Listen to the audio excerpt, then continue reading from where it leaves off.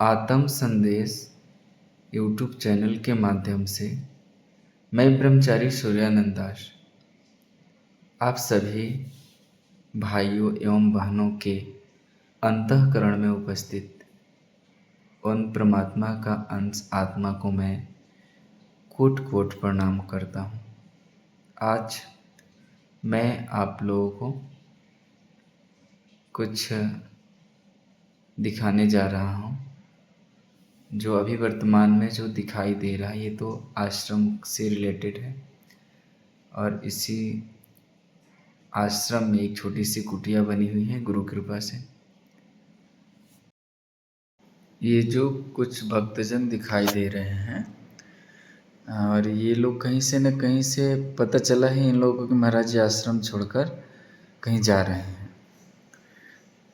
यही पता करने के लिए ये लोग आए हैं कि महाराज जी कहाँ जा रहे हैं और क्यों जा रहे हैं। आप तो संकल्प किए थे कि मैं 12 साल तक आश्रम छोड़कर कहीं नहीं जाऊंगा, फिर अपना संकल्प क्यों तोड़ रहे हैं। तो मैं इन लोगों को समझाया और बताया कि जिस दिन मैं संकल्प लिया था उस दिन शायद आप लोग नहीं थे और एका दोका लोग थे जो अभी यहाँ उपस्थित हैं। मैं जब उस दिन संकल्प लिया था तो मैं यही कहा था कि मैं जीवन का जो अधूरी कुछ भक्ति रह गई है जो मैं पूरा यहीं पर रह के करूँगा और यदि हमें बाधा किसी प्रकार का पहुँचेगा तो मैं इस स्थान को छोड़कर कहीं दूर भी जा सकता हूँ अपने गुरु भक्ति को जो अधूरा रह गई है पूरा करने के लिए। इसीलिए मैं इन लोगों से कहना चाहूँगा कि आप लोग किसी प्रकार का कोई चिंता न करें और शांति व आनंद पूर्वक रहें और आश्रम पे आना जाना रखें और जो भी गुरुदेव के द्वारा दिया हुआ संदेश है उससे पालन करें। मैं ट्रेन पकड़ने के एक दिन पहले ही संजय सिंह जी के यहाँ चला गया और वहीं पूरी रात और दिन रहा। वहाँ भी कुछ भक्तजन जो जो आश्रम नहीं मिल पाए वहाँ आकर मिले और काफ़ी मात्रा में लोग आए गए।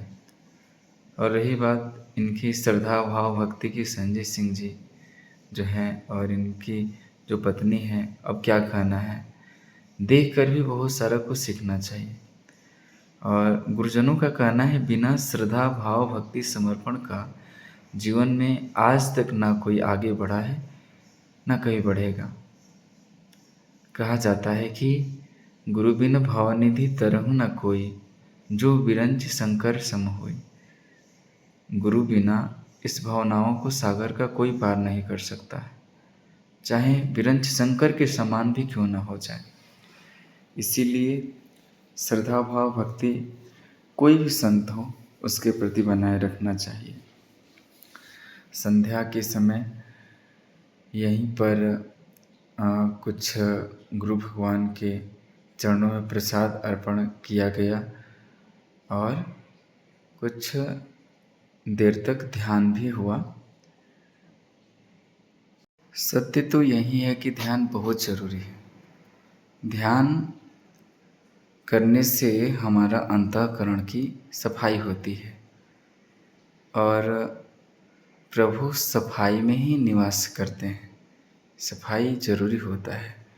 जिस तरह से घर खूब अच्छा बना लीजिए, उसमें झाड़ू पोछा आप न लगाएंगे तो घर गंदा हो जाए, कितना भी अच्छा घर हो। इन्हीं सब चीज़ों को देखते हुए कोई संत ने कहा है कि निर्मल मंजन सो मोहि पावा, मोहि कपट छल छिद्र न भावा। भगवान कहते हैं कि निर्मल मन वाले जन ही हमें पा सकते हैं। यदि किसी के अंदर किसी प्रकार का कोई छल कपट छिद्र हो वो कभी नहीं पा सकता है। और जिस तरह से घर को सफाई करने के लिए झाड़ू पोछा की जरूरत पड़ता है और ठीक उसी तरह से अंतःकरण की सफाई के लिए जो गुरुजनों संतों के द्वारा मिला हुआ कुछ मंत्र दान है उसी नित्य प्रतिदिन दोनों टाइम जिस तरह से हम लोग कोई 2 टाइम भोजन करता है, कोई 3 टाइम भोजन करता है, कोई 1 टाइम करता है। लेकिन भोजन तो काफ़ी ज़रूरी होता है। उसी तरह से जो गुरु भगवान के द्वारा मिला हुआ कोई मंत्र मिला हुआ है, उसे दोनों टाइम कंटिन्यूटी करना चाहिए। उसी से अंतःकरण की सफाई होती है। जब तक अंतःकरण की पूरी तरह से सफाई न हो जाए, तब तक प्रभु प्यारे से मिलना कितना कठिन है, सोच से भी परे है। और अंतःकरण की सफाई का एकमात्र ही उपाय है आंतरिक ध्यान भजन निरंतर चलते रहे। यदि आंखों के सामने किसी प्रकार का कोई विकार भी दिखाई पड़ रहा है, उस विकार आँख के सामने दिखाई पड़ रही है, फिर भी हमारा मन प्रभु चिंतन गुरु चिंतन में लगा हुआ हो, तभी ये पूरी तरह से अंतःकरण साफ हो सकता है। नहीं तो कितने जन्म भटके और भी कितने जन्म भटकना पड़ेगा। यदि आपको इस भटकाव से बचना है तो मेरे प्यारे बंधुओं, जीवन में कोई संत का शरण पकड़ लीजिए और पूरी तरह से उनके चरणों में समर्पण हो जाइए। और जो भी उनके द्वारा आज्ञा हो, कुछ भी निसंदेह उनकी आज्ञा का पालन करिए। कुछ ही दिन होते होते जीवन में एक ऐसी सुख शांति और आनंद की प्राप्ति होगी, ना कभी आप सोचे होंगे, ना कभी कल्पना किए होंगे। कहा जाता है कि 7 समुद्र की मसी करूं, लेखन सब बन रहा है। 7 समुद्र की मसी करूं, लेखन सब बन रहा है। धरती सारी कागज करूं, गुरगुण लिखा न जाए। कहा जाता है कि 7 समुद्र की स्याही बना दूं, लिखने के लिए सारे वन की लकड़ियां लगा दूं, और जो सारी धरती है उसे कागज बना दूं, फिर भी गुरु के गुण को नहीं लिखा जा सकता है। इतनी बड़ी कृपा है उनकी। वो कब क्या कर देंगे, सोच से परे है। सत्य तो ये है कि उन्हें समझने के यदि प्रयास करोगे तो कभी नहीं समझ पाओगे। कभी ना कोई समझा है गुरुदेव को, ना कभी समझ सकता है। यदि कुछ करना है तो उनकी सुनो और करो, उन्हें समझने का प्रयास न करो। नहीं तो कितने जन्मों जन्मों से भटक रहे हो, आगे भी कितना भटकोगे, कोई नहीं बचा सकता है। यदि बचाने वाला कोई है तो गुरुदेव ही है, क्योंकि ये मेरे जीवन का अनुभव है। मैं बचपन से ही अपना घर छोड़ के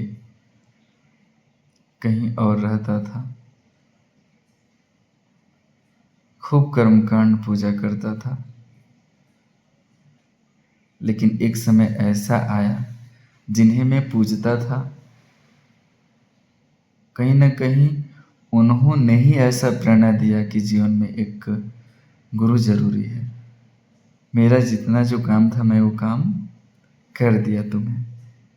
अब जितना जल्दी हो सके गुरु खोज लो और उनके चरण पकड़ के पूरी तरह से समर्पण हो जाओ। अपना हर कर्म हर कार्य गुरु के चरणों में अर्पण कर दो। यदि जीवन में तुम कुछ चाहते हो तो, नहीं तो फिर कोई आंसू पूछने वाला भी नहीं होगा। ऐसे कितने जन्म व्यर्थ में बीत गए, यह भी व्यर्थ में ही बीत जाएगा। इसीलिए गुरु का आज्ञा पालन करना बहुत जरूरी है। कहीं न कहीं परम पूज्य गुरुदेव भगवान का प्रेरणा ऐसा हुआ, तभी मैं उस आश्रम को छोड़कर कहीं दूर उत्तराखंड के पहाड़ियों और जंगलों में आने का निर्णय लिया। अभी मैं ऋषिकेश में त्रिवेणी संगम में हूँ। अभी बच्चों के साथ में घूमने जा रहा हूँ। पहली बार इस जन्म काल में यहाँ घूमना हुआ है। सच में तो ये देवभूमि तो है ही, सच में ये देवभूमि है। इस क्षेत्र में आते ही हृदय में श्रद्धा और भक्तिभाव जग जाती है। संसार में तो बहुत सारे लोग हैं, अभी भी आपको बहुत सारे लोग वीडियो के माध्यम से दिखाई दे रहे हैं। हर तरह के लोग हैं। सत्य ये भी है कि सत्य सबको नहीं चाहिए। अक्सर लोग सत्य की, धर्म की बातें करते हैं, वास्तव में उन्हें धर्म नहीं चाहिए, न सत्य चाहिए। लेकिन जो सत्य को समझ जाता है, गुरु के शरण में रहकर गुरु के चरण की धूली उसके माथे पे लगती है तो पूरी तरह से वो होश में हो जाता है और उसके हृदय में एक ही आवाज़ आती है, मुझे सत्य चाहिए, सनातन चाहिए, जो हर स्थिति परिस्थिति में एक हो, कभी वो बदले नहीं। बिना गुरु कृपा के संभव नहीं है। उसके हृदय में ऐसी आवाज़ें आती है कि उसके लिए मैं सबको छोड़ सकता हूँ, उसके लिए मैं सबको छोड़ सकता हूँ, लेकिन किसी के लिए उसको नहीं छोड़ सकता, क्योंकि गुरु कृपा से वो जाना है उसके जैसा इस दुनिया में कोई है ही नहीं। इसीलिए उसके लिए सब कुछ लुटाने के लिए तैयार हो जाता है वो भक्त। उसके लिए कहाँ कहाँ नहीं जाता है, अंत में उसे वो प्यारे उसके पास ही मिलता है। वो भी जानता है कि हमें वो मिलेगा तो हमारे पास ही मिलेगा। वो गुरु खोजने और भगवान खोजने जंगल पहाड़ों में नहीं जाता है। वो जानता है कि जब भी मिलेगा, चाहे जहाँ भी मिले, हमारे अंतःकरण में ही मिलेगा, क्योंकि गुरुदेव ने उसे बहुत पहले ही बता दिए कि अब भटकना नहीं इधर उधर, लेकिन हाँ, ख्याल रखना कोई ऐसा जगह हो, एकांत हो, शांत हो, जहाँ अपने प्रभु प्यारे अपने गुरुदेव को पूर्णतः पूरी तरीक़ा से याद कर सकते हो, उनके सिवा कोई दिखाई न दे। ऐसे माहौल का खोज जरूर करना। वही खोज करते करते मैं उत्तराखंड के इस हिमालय क्षेत्र में आ पहुंचा हूँ। सत्य तो यही है कि जब एक पति पत्नी शादी करके जब अपने घर आते हैं तो कहीं न कहीं एक साथ रहने के लिए कितना खुशी होता है कि एक साथ होते, कोई नहीं होता, हम दोनों होते, अपने दिल की सारी बातें करते, एक प्रेम पूर्वक मिलते,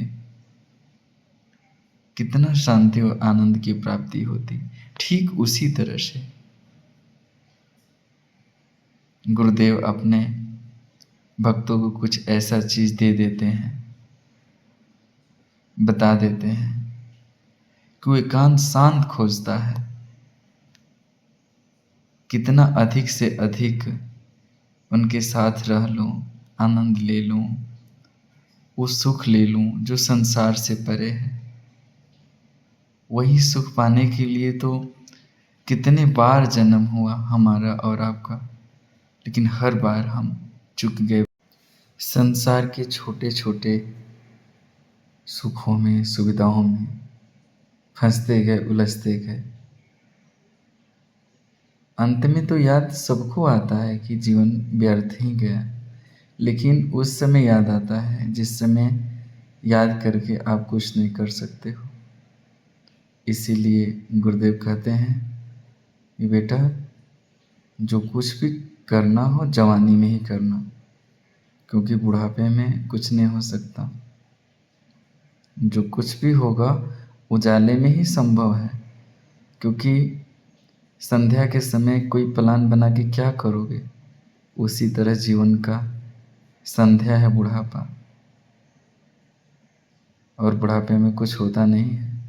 इसीलिए जो भी करना हो वो जवानी में ही करना, और जो कुछ भी हो सकता है जवानी में ही हो सकता है। बुढ़ापा तो बेटा अपने जवानी में किए हुए कर्मों का भोगने का समय है। यदि जवानी में अच्छा कुछ किए रहोगे तो बुढ़ापे में उसका भोग करोगे। बुढ़ापा करने के लिए नहीं होता है, भोगने के लिए होता है।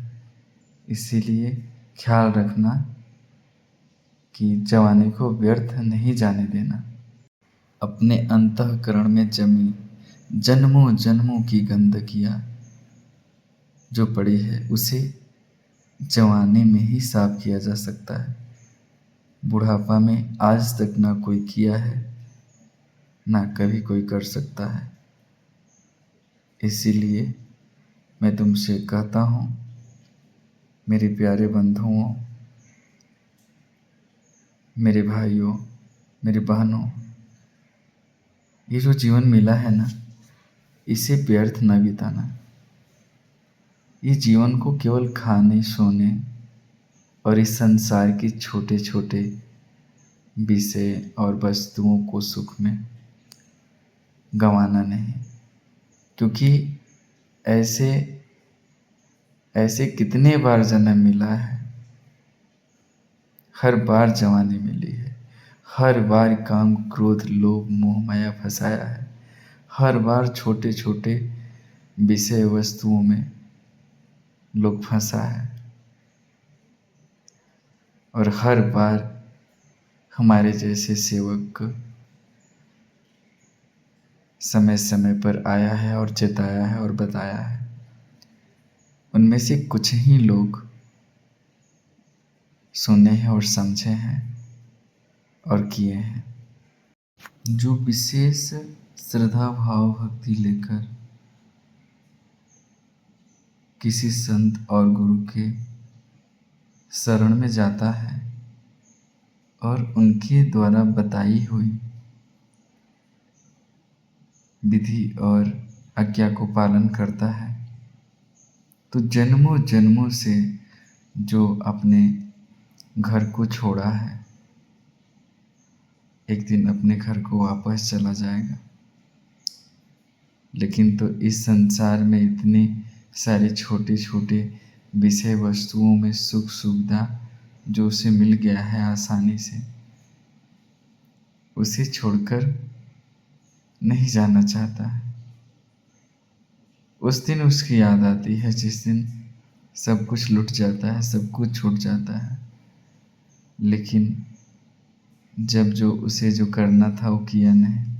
अंत में जब परमात्मा के द्वार तक जाता है तो वहाँ से वो लौटा देते हैं और कहते हैं कि हम तो तुम्हें निर्मल, शुद्ध और पवित्र करके भेजा था, और तू इतने सारे अपने अंतर में गंदगी भरकर आया है। मैं तुझे कैसे इस घर में स्थान दूँ? जाओ, फिर एक बार एक मौका देता हूँ। जिस तरह से मैं तुम्हें यहाँ से जैसे भेजा था वैसे ही आना। अपने अंतःकरण में जो जन्मों जन्मों को गंदगी भरा है उसे साफ करके आना, और साफ करने का एकमात्र उपाय है संत शरण और गुरु शरण। गुरुजनों और संतों के द्वारा जो भी आज्ञा आदेश मिले उसे पालन करना। एक दिन ऐसा समय आएगा तुम पूरी तरह से शुद्ध और निर्मल पवित्र हो जाओगे। तब आना मेरे पास। मैं तुम्हें भगाऊंगा नहीं, मैं तुम्हें खुद लेने आऊंगा अपने धाम में। मैं तुम्हें कभी नहीं भगाऊंगा, और मैं तुम्हें भगा नहीं रहा हूँ। मैं तो ये कह रहा हूँ कि तू जो जन्मों जन्मों की अपने अंतःकरण में नाना प्रकार की गंदगी भरा है, जिसमें प्रमुख काम, क्रोध, लोभ, मोह, ईर्ष्या, द्वेष और भी बहुत सारी चीजें, इनको अपने शरीर रूपी घर से हटा के आना, तब मैं तुम्हें यहाँ स्वागत करूँगा। मेरे प्यारे बंधुओं, जितना जल्दी हो सके एक संत, एक गुरु की शरण पकड़ लो। ये घटती उम्र जो है ना, कब घट जाएगी, और कितने बार ऐसे घट गई, मिट गई।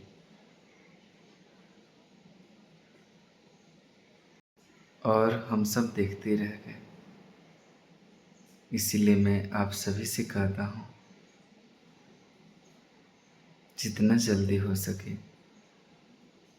संत का शरण, गुरु का शरण पकड़ ले और उनकी आज्ञाओं का पालन करें। नहीं तो ऐसे ही उम्र बीत जाएगा और रोते बिलखते एक दिन चले जाएंगे। सब कुछ कमाया यहीं रह जाएगा, और जो छोटे छोटे सुख शांति के चक्कर में पड़े थे वो यहीं तक रह जाएगा। मेरे प्यारे, कम से कम इतना तो पता कर लो कि साथ जाएगा क्या, और उसकी तैयारी में लग जाओ।